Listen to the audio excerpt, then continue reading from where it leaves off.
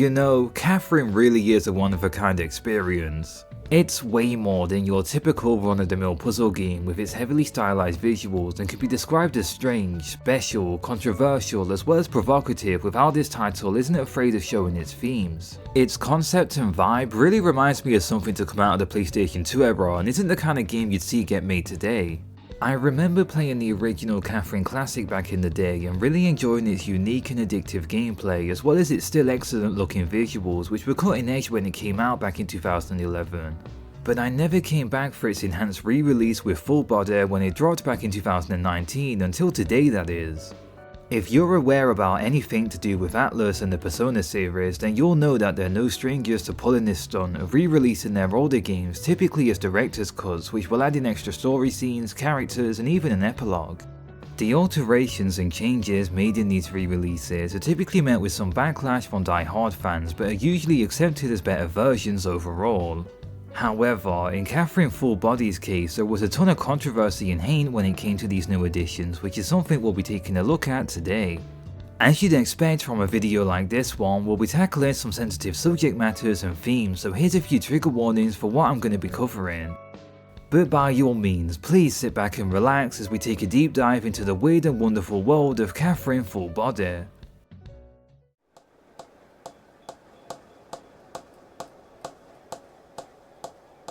Hey, where'd you go?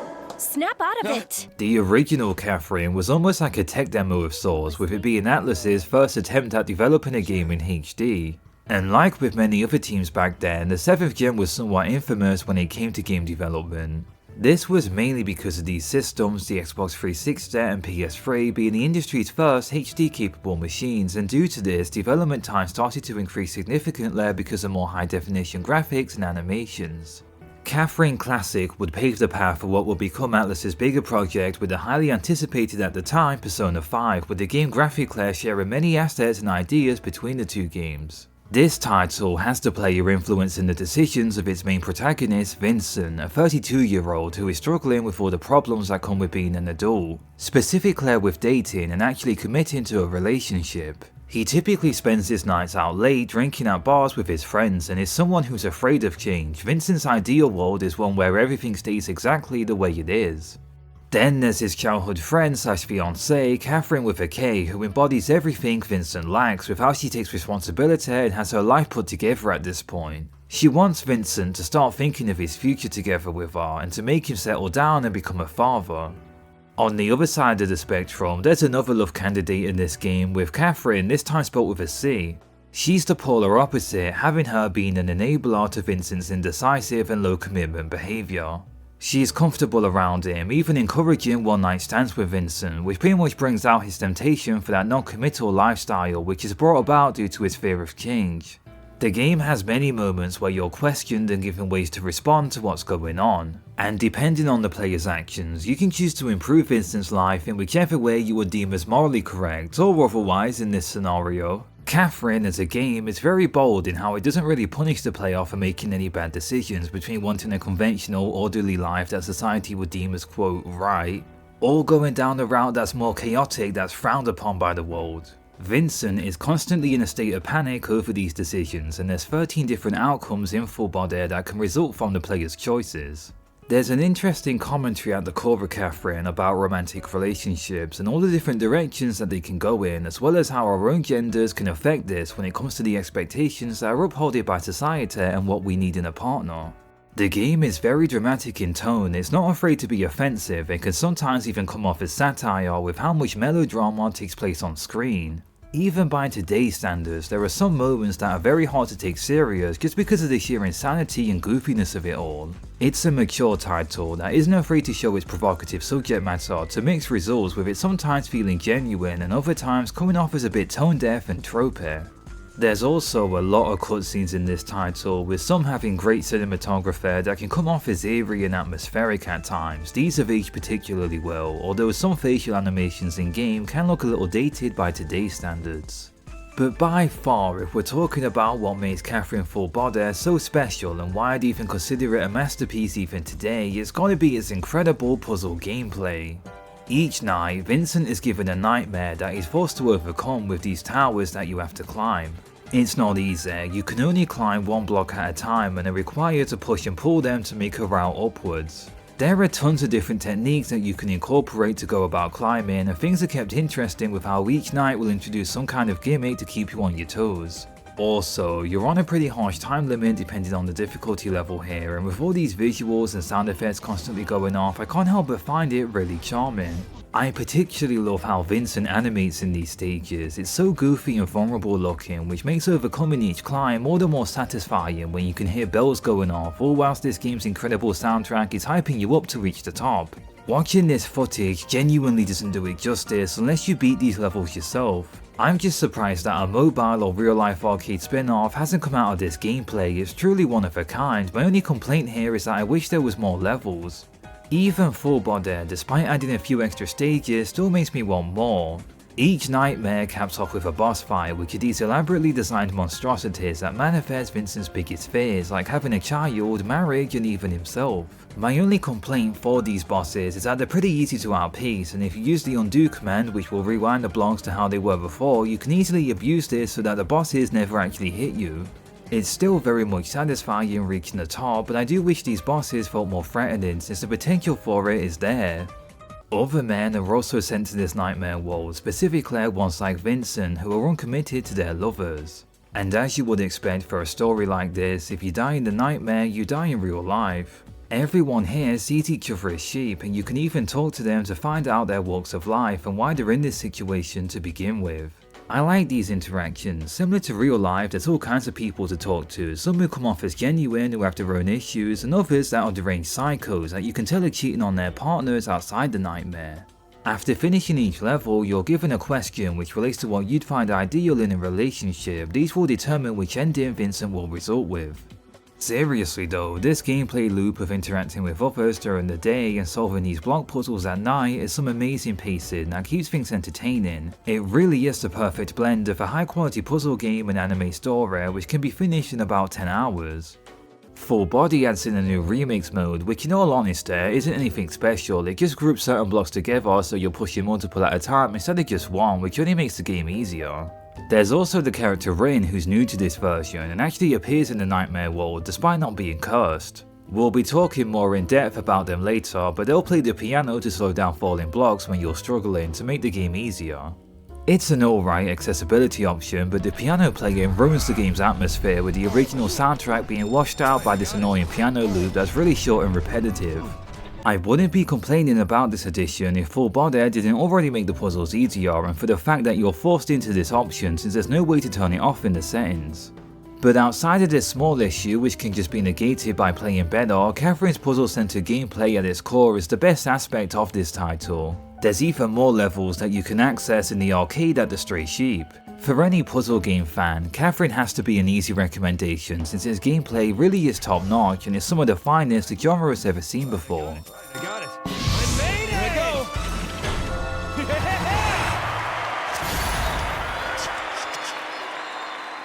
When going back to the original Catherine story, as well as its new plot points found in its remaster, its writing can feel fairly mixed when looking at this title today when it comes to its narrative. Some moments feel genuine and carefully written so that the audience is left debating who's right and wrong when it comes to how Vincent treats those around him. Whereas by today's standards, Catherine can feel a bit tone deaf and even sexist to a degree on how it goes about communicating some of its subject matter. So let's unpack this by firstly talking about its main cast of characters. Starting things off, there's Catherine with a K, Vincent's original love interest who he's been in a relationship with since his college years. She's written as the responsible type who will constantly bring up Vincent's shortcomings and pretty much wants to tie the knot with him. She's an agreeable character at first, but the way she goes about wanting to change Vincent is actually pretty abusive. Of course, this is my take on the character here, so your interpretation may vary. But she constantly hounds him with texts, insults his way of life, and of course the worst thing she does is lie to Vincent about being pregnant. Which, to put it frankly, is a disgustingly manipulative thing to do to make him act in Catherine's best interest. Now, I understand there's some nuance here. She is ultimately trying to make Vincent the ideal man, at least in her eyes, by pestering him. But as a character that's supposed to be what society would deem as conventional with how she's earnest and has a respectable profession as an office manager, I can't say I agree with her values in life when it comes to how she treats Vincent. Full Body reveals how they once shared a blossoming relationship in the past, but in their 30s, the game really goes out of its way to show how they aren't seeing each other the same way anymore. At least based on the player's actions, since you know, Vincent is supposed to be a self-insert with how you can determine what he says and does. Anyway, on the other side of the Catherine spectrum, there's, well, Catherine. She's supposed to be the foil to this game's narrative. She's cheeky, flirtatious, and in some ways is exactly the kind of person that Vincent wants, at least aesthetically. It's later revealed that Catherine is actually a succubus, with the main villain of this game using other women called Catherine to force naive men into cheating with their girlfriends so that they'll instead match with someone more likely to raise a family together. And this is all because of Japan's real life dwindling birth rate. I completely forgot when playing Catherine that this is the big plot twist, and man is it every bit ridiculous as it sounds. I don't know how you're supposed to take this seriously. Anyway, moving back on track, C. Catherine is who Vincent cheats with at the start of the game. He kinda just blacks out without even realizing it happened. Similar to K. Catherine, she's very manipulative, often seducing Vincent since that's her goal as a part of the game's main group of antagonists. One of my main issues with some of this game's writing is that the initial impact of Vincent cheating on his girlfriend is very much lost on the player once this plot twist is revealed. As the audience, we're supposed to hate Vincent because he technically cheats on his fiancée with an imaginary succubus that doesn't even exist, but in my opinion, I don't think it's done in a way here where Vincent is unlikable. He's pretty much forced into being with Catherine, she ignores his rejections and even resorts to physical violence when he finally gains the courage to confront and dump her. I guess in retrospect, it would be hard to write a sympathetic protagonist like Vincent if he just went ahead and cheated on Catherine with a real woman, so I can get why the writers did this, it just feels a bit too convenient when it comes to excusing the whole cheating plot point. It's impossible for me to like either Catherines here, and to be fair, they're not that different from one another, one's emotionally abusive and the other one's physically abusive. The original game's story really came off as tone deaf and even sexist in tone when both the lead female characters are constantly depicted as being manipulative, which isn't what a healthy relationship should look like. I doubt this was outright intentional, but seriously, how is anyone playing this title above the age of 20 not going to immediately see the issues with these two women? It's a little frustrating as well since the two Catherines are obsessed with Vincent for the most part, and the game will even have these nightmare depictions of them fighting over his approval to the point where this just feels so devoid from reality, like the writers are trying too hard to make them seem attractive. This is just too much anime logic and it's the bad kind of fan service. I had a similar issue with this writing style just last year when I played Dispatch for the first time. I enjoyed a good bit of the game, but whenever there was a romance scene, the women were acting in such a bizarre and unrealistic way that stood out to me. There was an excellent video my friend sent to me after I'd finished the game which pretty much sums up why this kind of writing sucks, and it's that this is just Twilight but for men. If you can accept it as a fictional story lacking any attempt at telling a realistic narrative, then it's not that bad. Like, it is funny and entertaining to see just how ridiculous this all gets. I can somewhat enjoy this kind of thing from that perspective, but something tells me this was never the storyteller's intention when writing a narrative with romance at the center of it. Sure, this wasn't supposed to be taken seriously, but when the game's lead romantic interest isn't exactly likable, then you can't help but notice this come off as tone deaf. But you know, with all that being said, there are some moments of absolute brilliance when it comes to Catherine's story that wouldn't be right not to mention in a video about the game. So Vincent himself is a very complicated and flawed character. He's a man in his 30s that hasn't yet conformed to society with how he lives alone and drinks out late with his friends. Vincent's also pretty socially awkward, the way he animates and stutters goes a long way in showing this, and he tries too hard to please those around him. Sure, the player has some influence over his decisions, but most of the time with Vincent you're watching a character on screen act and talk for themselves. I'll be honest, I like Vincent. He's kind of relatable at times. He's not written as some innocent victim, but his interactions with Rin, this game's new romantic interest, made me realize something about his character that kind of changed my opinion of him from the original. My favourite scene in this game is where Vincent visits Rin at their apartment. You really start to notice him acting comfortable around them with how Rin actually listens to Vincent and doesn't just point out his flaws like all the other characters in this game. You learn in this scene about how Vincent's parents threw away some collectibles he grew up with, saying how he's too old for it. And Rin kinda just changes his whole outlook on life with how they think it's actually cool and that his parents are the ones that are wrong for not liking that kind of stuff. You really get the idea from this scene that Vincent is someone that was forced to grow up quickly and change because of other people in his life. These things make me happy just by looking. They're my treasures. Why is this line so relatable?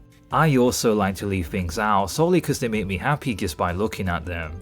I remember having an unplugged GameCube on my drawer set in college solely because every time I'd walk past it and look at the thing, it just cheered me up.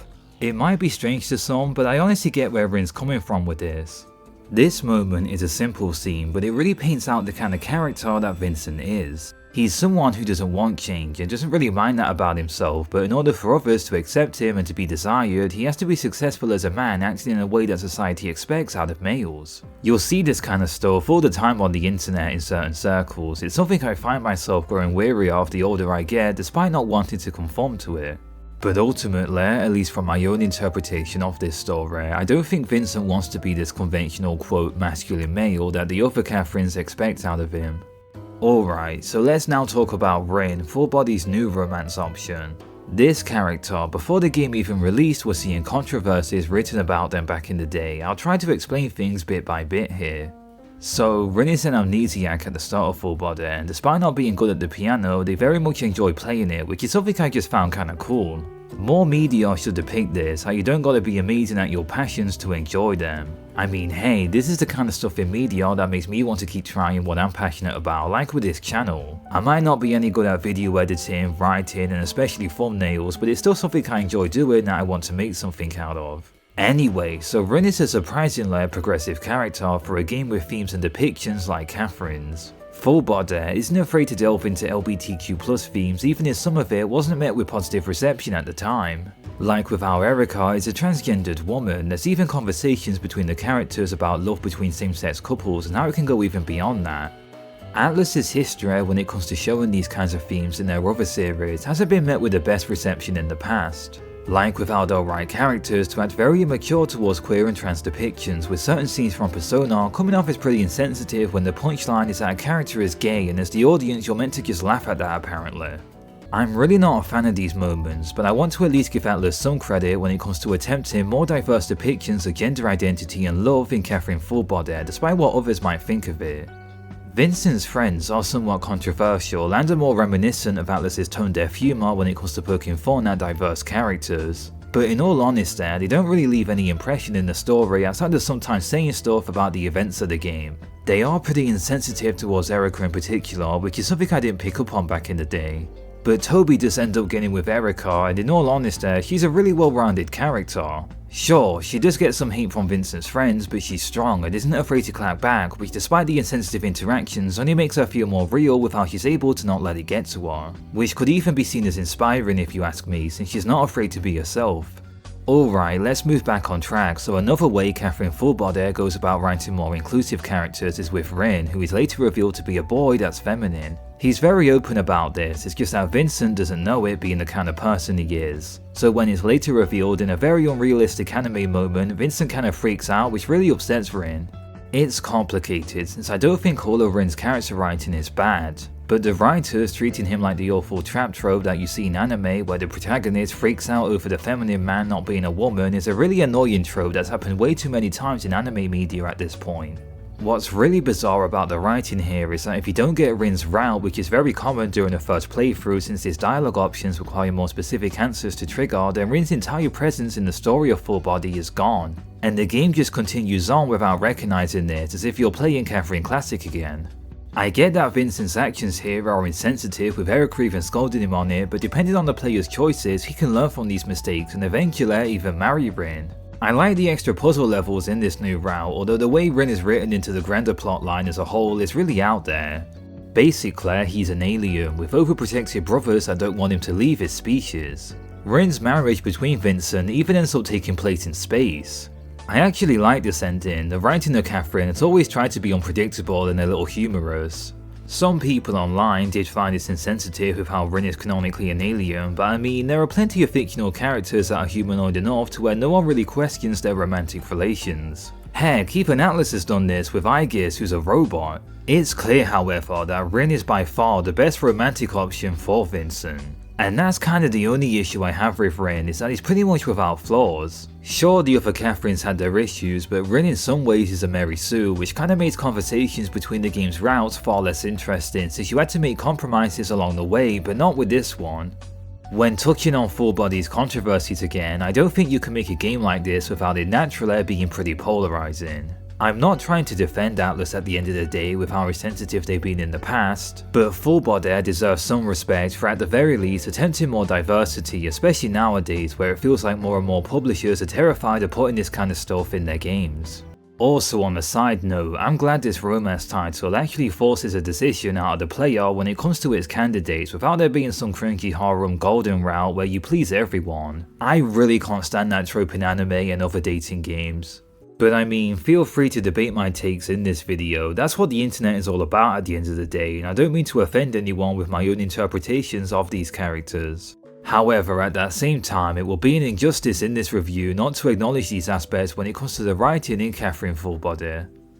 Alright, before capping things off, let's talk about some of the more miscellaneous aspects of Catherine Full Body. For starters, this remaster is brighter than the original, it looks better overall, but some of the original's more darker atmosphere is missing here. I also like how the world of Catherine has a lot of Eastern and Western influences. It's very evident in how Vincent lives in an apartment and the city the game takes place in resembling Brooklyn. But of course, there's still plenty of Japanese influences such as the art style and some locations. I'd really like Atlus to attempt this kind of aesthetic blend again someday.